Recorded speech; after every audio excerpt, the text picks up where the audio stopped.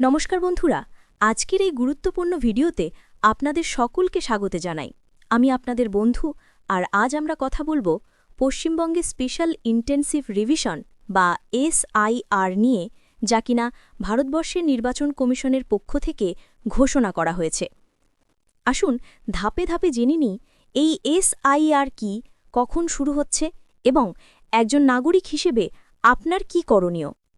SIR কেন গুরুত্বপূর্ণ এবং কখন হয়েছিল। পশ্চিমবঙ্গসহ মোট 12টি রাজ্যে এবার দ্বিতীয় দফায় এসআইআর ঘোষণা করা হয়েছে। পশ্চিমবঙ্গে শেষবার এসআইআর হয়েছিল 2002 সালে। সেই 2002 সালের তালিকার সঙ্গে এইবারের তালিকার ম্যাপিংয়ের কাজ কিন্তু ইতোমধ্যেই প্রায় শেষের দিকে। পশ্চিমবঙ্গে মোট বুথ রয়েছে 88,681টি, অর্থাৎ এতজন বিএলও এই কাজে যুক্ত থাকবেন। এসআইআরের সময়সূচি কখন কি হবে, এই পুরো প্রক্রিয়ার একটি নির্দিষ্ট সময়সূচি রয়েছে, যা জানা আপনার জন্য জরুরি। 1. ফর্ম প্রিন্টিং এবং ট্রেনিং। আগামী 28 অক্টোবর থেকে 3রা নভেম্বর পর্যন্ত এনুমেরেশন ফর্ম বা অন্যান্য প্রয়োজনীয় ফর্মগুলির প্রিন্টিং এবং ট্রেনিংয়ের কাজ চলবে। 2.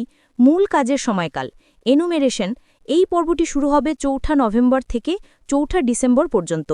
এই এক মাস ধরে বিএলও দ্বারা বাড়ি বাড়ি গিয়ে এক্সিস্টিং ভোটারদের প্রি প্রিন্টেড এনুমেরেশন ফর্ম দেওয়া হবে এবং নতুন ভোটারদের ফর্ম 6 পূরণ করার প্রক্রিয়া চলবে।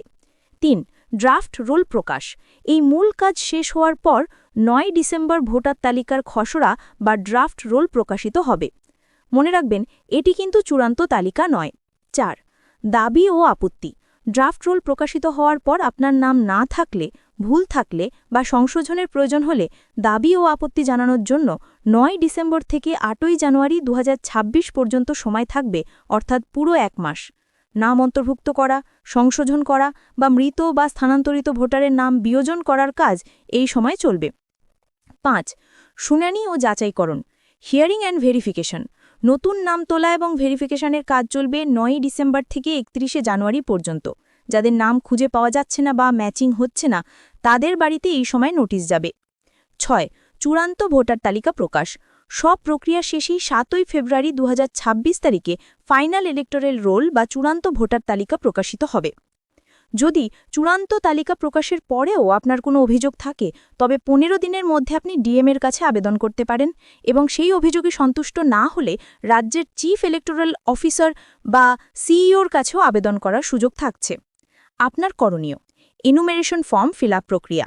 বিএলও যারা আছেন তারা এক্সিস্টিং ভোটারদের জন্য প্রি প্রিন্টেড এনুমেরেশন ফর্ম বাড়ি বাড়ি গিয়ে দিয়ে আসবেন। আপনি যদি বর্তমান ভোটার হন, তবে আপনার ফর্মে কিছু তথ্য আগে থেকেই ছাপা থাকবে। আপনার নাম, এপিক নম্বর, ঠিকানা, সিরিয়াল নম্বর, পার্ট নম্বর, বিধানসভা ও লোকসভার নাম, রাজ্য। একটি কিউআর কোড থাকবে, যা স্ক্যান করলেও আপনার ডিটেলস চলে আসবে। আপনার একটি পুরনো ছবি ফর্মে থাকবে। এবার আপনাকে নতুন করে কি ফিল আপ করতে হবে। 1. নতুন ছবি। অবশ্যই একটি কারেন্ট কালার ফটো লাগাতে হবে। ইসিআই জানিয়েছে আপনার নতুন ভোটার কার্ডটি রঙিন ছবি সহ আসবে, তাই রঙিন ছবি দেওয়া আবশ্যক। 2. জন্ম তারিখ বা ডেট অব বার্থ। এটা পূরণ করা বাধ্যতামূলক বা কম্পালসারি। 3. মোবাইল নম্বর। এটাও ফিল আপ করা বাধ্যতামূলক। 4. বাবা বা অভিভাবকের নাম। নাম লেখা কম্পালসারি, তবে বাবার এপিক নম্বর দেওয়া বাধ্যতামূলক নয়। 5. মা এবং স্পাউসের নাম। মা ও বিবাহিতদের ক্ষেত্রে স্পাউসের নাম লেখা কম্পালসারি, তবে তাদের এপিক নম্বর দেওয়া বাধ্যতামূলক নয়। 6. আধার নম্বর। আধার নম্বর দেওয়া কম্পালসারি নয়, এটি ঐচ্ছিক বা অপশনাল। আধার এখন 12তম ডকুমেন্ট হিসাবে সংযুক্ত হয়েছে। 2002 সালে তথ্য প্রদান ম্যাপিং। যেহেতু পশ্চিমবঙ্গে শেষ এসআইআর হয়েছিল 2002 সালে, তাই আপনাকে সেই সময়ে তথ্য দিতে হবে। ফর্মে 2টি কলাম থাকবে, একটি নিজের জন্য, আরেকটি মা, বাবা বা অন্য রিলেটিভের জন্য। যদি 2002 সালের ভোটার তালিকায় আপনার নিজের নাম থেকে থাকে, তবে আপনি সেই সংক্রান্ত তথ্য দেবেন। নাম, এপিক যদি সেই সময় থাকে, জেলা, রাজ্য, বিধানসভার নাম বা নম্বর, পার্ট নম্বর এবং সিরিয়াল নম্বর। এই পার্ট এবং সিরিয়াল নম্বর আপনি 2002 সালের ভোটার লিস্ট থেকে দেখে বসাবেন। রিলেটিভের ক্ষেত্রেও একই তথ্য দিতে হবে।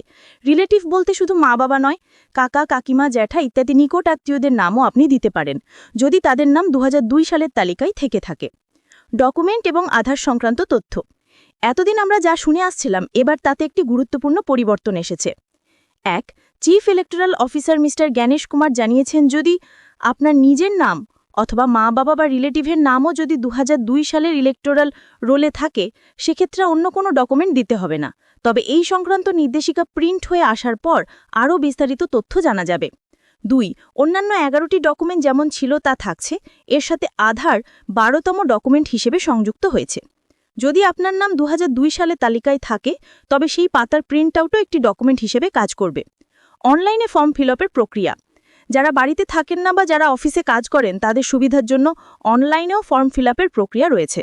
আপনাদের প্রতি আমার অনুরোধ, যদি আপনাদের পক্ষে সম্ভব হয় তবে অবশ্যই অনলাইনে ফর্ম ফিল আপ করবেন, কারণ এতে ভুল হওয়ার সম্ভাবনা কম থাকে। বিএলওরা বাড়িতে গিয়ে ফর্ম দেওয়ার কথা বলা হয়েছে। বিএলও যদি প্রথমবার গিয়ে না পান তবে 3বার যাওয়ার বিষয়েও বলা হয়েছে। অনলাইনে ফর্ম ফিল আপের প্রক্রিয়া শুরু হলে আমরা আপনাদের সাথে সেই তথ্য অবশ্যই শেয়ার করব। আপাতত এই ছিল আজকের গুরুত্বপূর্ণ তথ্য। এই বিষয়ে ভবিষ্যতে আরও আপডেট আসলে আমরা সঠিক সময়ে আপনাদের সঙ্গে তা শেয়ার করব। ভালো থাকুন, সুস্থ থাকুন। ধন্যবাদ।